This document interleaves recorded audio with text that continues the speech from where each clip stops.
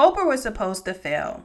That's right. Oprah was supposed to fail. In 1977, she was demoted from her news anchor job, where she was the youngest news anchor in a station in Nashville. When she was demoted, she was given a lower position, and she was told, allegedly, that she was not good for TV. But when I looked at her chart, I saw that she was not only good for TV, she was also good for talking. And it shows that she would excel as a businesswoman, which was proven when she opened Harpo Studios in 1986. Here's a little bit of background on that. So she purchased the property, and this is where she produced her show, long-running show, the Oprah Winfrey Show, or the Oprah Show eventually, for the next 20 plus years. So let's talk about why and what it is in her chart that tells that she will be good for talking and good for TV.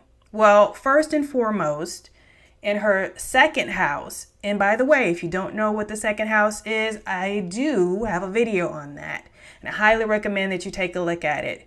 But in case you haven't, or perhaps you're a little impatient and don't feel like looking at that, in a nutshell, the second house is the house of earned income.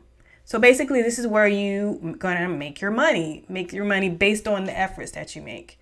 So in her second house, she had not one, not two, but 3 planets. Which 3 planets, you might be asking? There were Sun, Mercury, and Venus. So Mercury rules thinking, but also talking.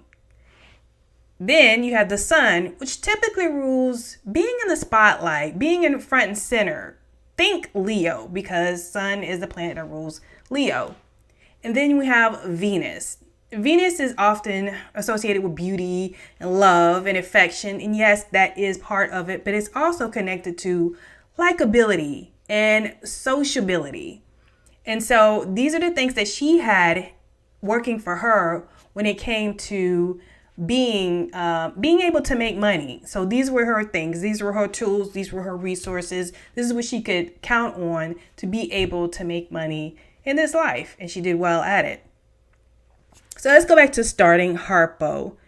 At the time that she started Harpo, she decided, well, first, her reasoning for purchasing it was that she wanted to become her own boss. At this point, she had been national for 3 years. The Oprah Winfrey Show had been national for 3 years, and she wanted to have her own space as a boss. So she purchased this property, which was 3.5 acres, and at its height, it employed like 200 people. And this was where she not only produced her own show, but this is where she produced the other shows that she had, such as the Dr. Phil Show, which ran for 21 seasons, Rachel Ray, which ran for 17 seasons, and then the Dr. Oz Show, which ran for 13 seasons, and many others. It also housed the Rosie O'Donnell Show as well. As for those of you that may remember that Rosie O'Donnell, the comedian, did have a talk show at one point. At the time that she decided to open or have her Harpo Studios, there was something interesting going on in her chart. You see, once I look at a person's chart, I often look for patterns. When I'm looking for something specific, I look for a pattern across different charts. And so I've noticed a pattern across people who succeed at a high level, especially if they succeed outside of the regular 9 to 5. In this day and age, there are a lot of people that want to be a boss, that want to start their own business, but everybody may not necessarily have that in their chart. Or if they have it, they may have to wait for the right timing for things to pop off for them.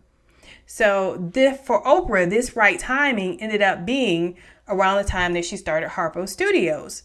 So there was a common link that happens between the ascendant or the rising sign and the midheaven, or this is a point that's pretty much at the top of your chart usually.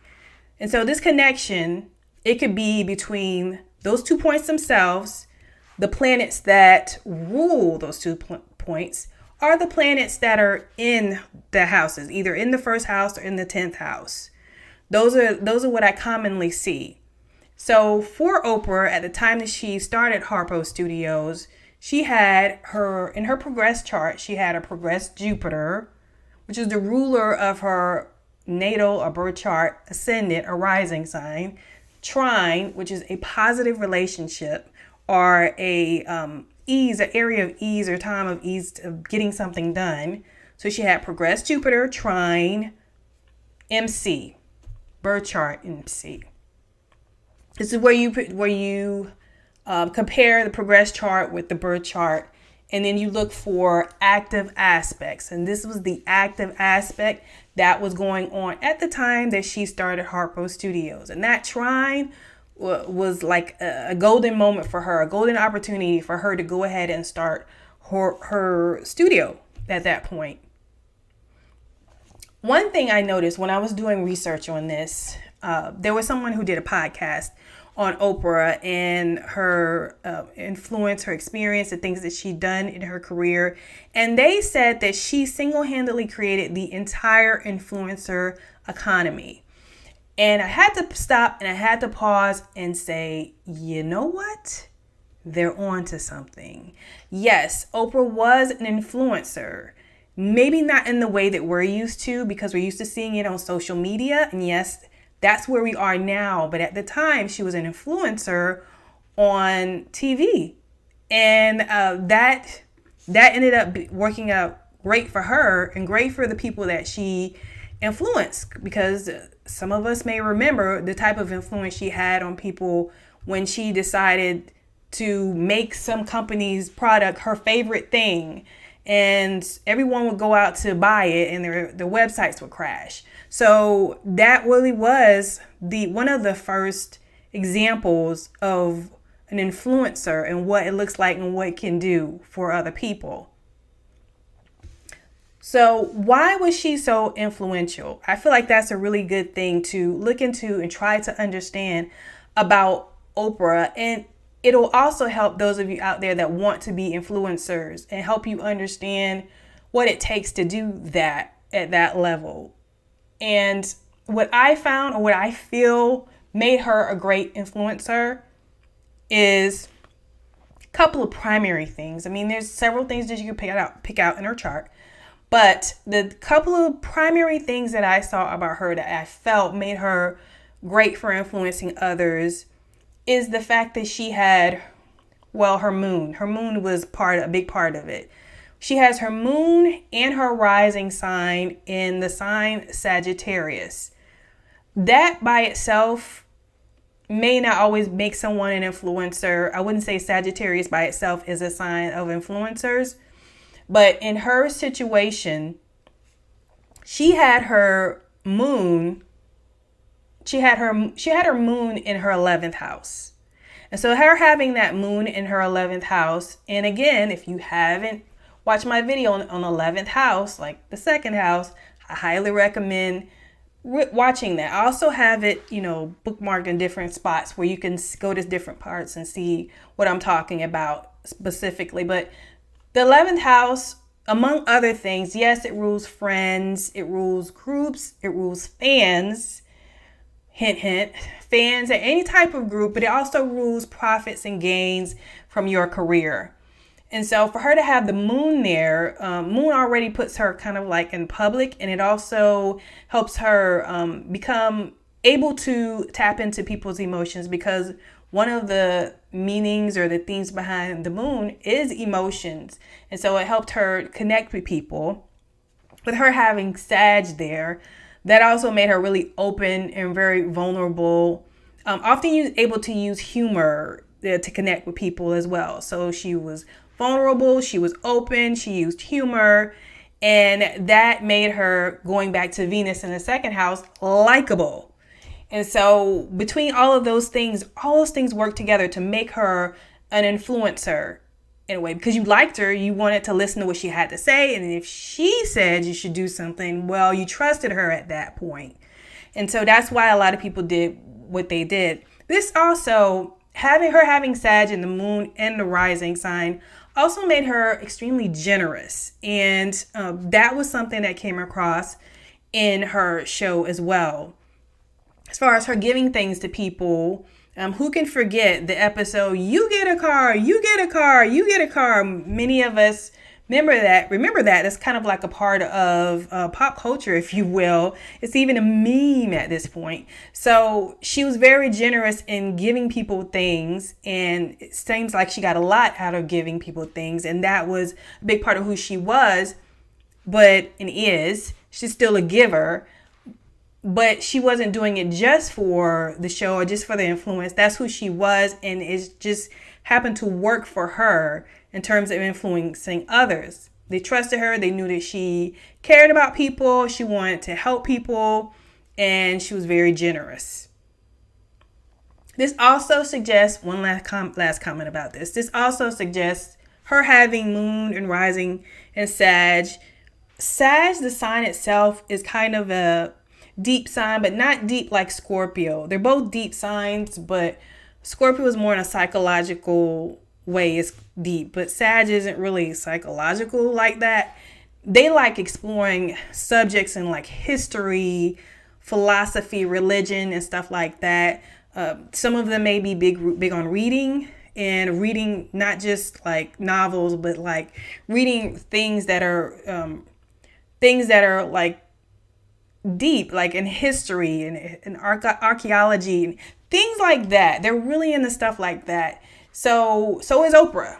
She's often talked about growing up in the church and reading the Bible and being in those. Even when she had her reading club, like her book of the month, and she was reading books. She seemed to pick books that she felt had some type of deeper meaning, something deep to say about something specific. But it's funny, that's not really something that I would say would make someone influential, but it does show who she is. And so maybe it's just that the honesty that she had about who she was, what she was interested in, and the things that she'd been through, which is most people are really familiar with her childhood. She was so honest, and people were just willing to follow her whatever she said, largely because she was so open and because she was who she was. So she wanted to go deeper into a topic. Everybody else was interested in going deeper into a topic too. She wanted to read a book. Everybody else wanted to read that book too. At least a lot of people, enough people to where publishers were happy to see her pick their author's books because they knew it was probably going to become a New York Times bestseller. So on to the next thing that I saw that I felt made her influential. She had in her birth chart alone Uranus trining Mars. So I mentioned a trine earlier. A trine is an aspect.